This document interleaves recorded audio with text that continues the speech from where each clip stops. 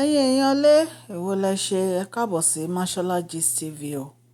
Gist tá a gbọ́ wọn ní kábíyèsí wọn ní wọ́n ránṣẹ́ sí àwọn fámìlì Queen Naomi o, ìpè wọn ló ń bẹ̀ wọ́n o, ìpè wọn ń sọ fún àwọn fámìlì Queen Naomi pé kì í ṣe pé bóyá àwọn mọ̀ọ́mọ̀ fẹ́ fẹ́ gbogbo àwọn ìyàwó yìí, ṣùgbọ́n ipò ọba táwọn wà tí àwọn ò bá fẹ́ wọn, wọ́n máa fẹ́ àwọn ìyàwó fún àwọn.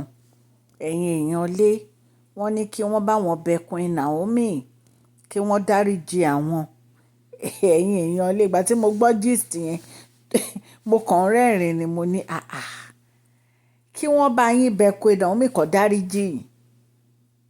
Ṣé bí bàbá wo erin ńlá ṣe báwọn náà sọ pé àwọn máa fẹ́ virgin méjì, àwọn máa fẹ́ gbogbo àwọn olórí tó wà inú list yìí. Wọ́n ní kábíyèsí ń bẹ̀bẹ̀ ni o wípé kò sí nǹkan táwọn lè ṣe sí i, àwọn ní láti fẹ́ gbogbo àwọn olórí yẹn, àwọn ní láti ní ìyàwó tó pọ̀ nítorí pé tróònù Odùduwà, tróònù ọba táwọn wà, ipò ọba táwọn wà ipò tó lágbára ni. Àwọn ò lè kàn ní ìyàwó kan, wípé ìyàwó tó pọ̀ ní ipò ọba yìí lórí kwaya. Wọ́n ní bàbá wo erin ńlá wọ́n náà sọ gbogbo ẹ̀. Wọ́n ní àwọn fámìlì Queen Naomi ní pé nǹkan tó yẹ kó ṣe ò ní kó free Queen Naomi, nítorí pé Queen Naomi adult ni Queen Naomi. Queen Naomi ò ń ṣọmọdé. Queen Naomi ti sọ wípé àwọn ò fẹ́ àwọn ìyàwó, àwọn ò dẹ̀ fẹ́ ilé olórogún, wọ́n láwọn ò lè ṣe. Ó ní nǹkan tí oníkálukú fẹ́ fún ìgbésí ayé ẹ̀. Nǹkan tí ó bá wo èèyàn lọ́kàn èèyàn lèèyàn máa fi ayé ẹ̀ ṣe, kì í ṣe nǹkan tí èèyàn bá fẹ́ kéèyàn jẹ́. Àwọn ìyàwó tí kábíyèsí kó jọ nǹkan tó fẹ́ jẹ́ náà jẹ́, nítorí pé ó wù wọ́n láti wà ní inú ipò yẹn ni.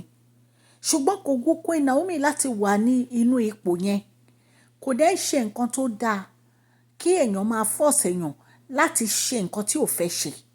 Queen Naomi ní àwọn ò fẹ́ ilé olórogún, àwọn fẹ́ move on pẹ̀lú life wọn. Wọ́n ní nǹkan táwọn family Queen Naomi ń sọ allegedly bá ṣe gbọ́ o, pé àwọn fẹ́ move on pẹ̀lú life wọn, àwọn ò fẹ́ ilé olórogún.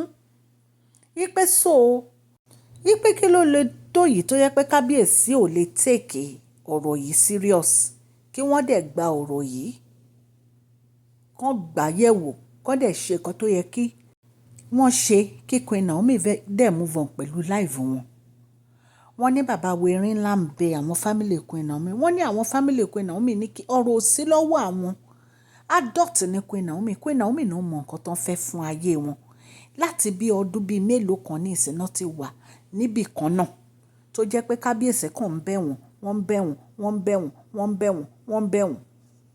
A dẹ̀ rí ìgbésẹ̀ kankan tí bàbá wo erin ńlá gbé. Àwọn olórí yìí bí wọ́n ṣe ń bọ́ òrùka ni wọ́n ń bọ́ mọ́ wọn lọ́wọ́.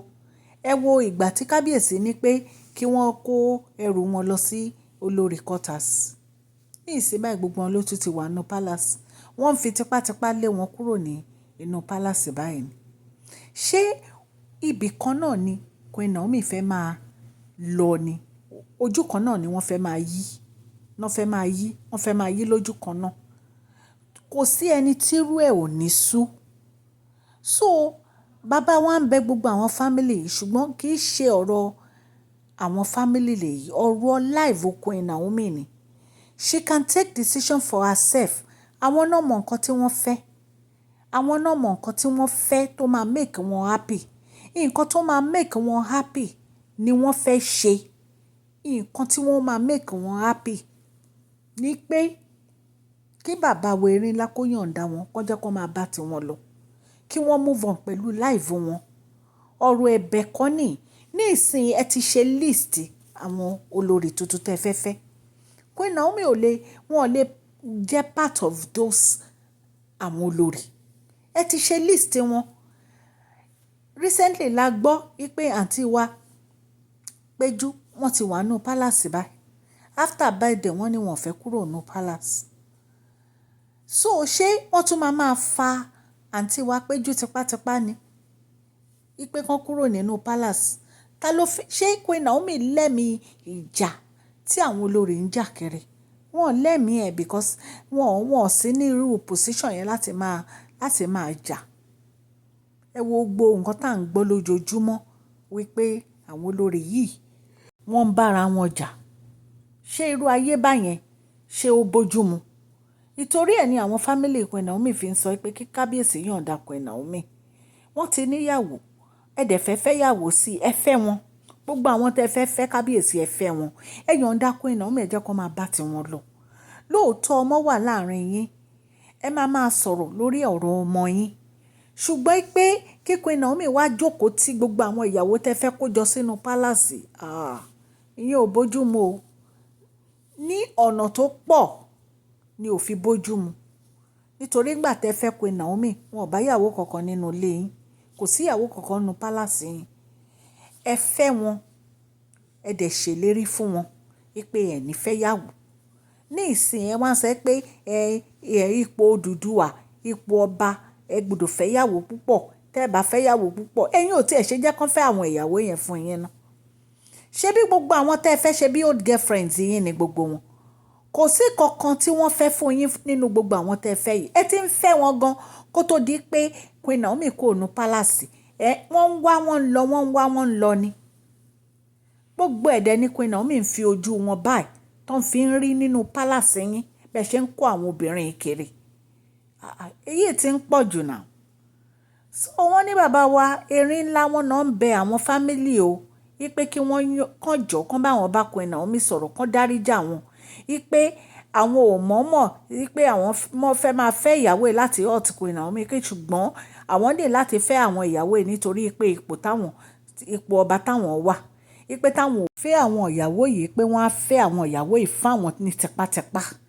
Ẹ̀yin èèyàn lé nǹkan tá a gbọ́ nìyẹn. Gbogbo nǹkan tá a dẹ̀ ń sọ allegedly ni mi ìbá Kábíyèsí gbénú palace o. Gbogbo nǹkan tó ń ṣẹlẹ̀ lórí social media tá a gbọ́ òun la wá torchlight sí. Ẹ̀yin èèyàn lé orúkọ mi ní Máṣọ́lá, Yorùbá ni mò ń sọ lórí ìkànnì yìí. À ń sọ nítorí pé a fẹ́ gbàgbé àṣà àti èdè wa dẹ̀ tún sọ fún ọ̀pọ̀lọpọ̀ àwọn tí wọn ò gbọ́ Gẹ̀ẹ́sì. Ẹ̀yin èèyàn lé tẹ́ bá ti subscribe ẹ tẹ notification bell yín kẹ́ subscribe so that a bá ti post any gist ẹ máa rí.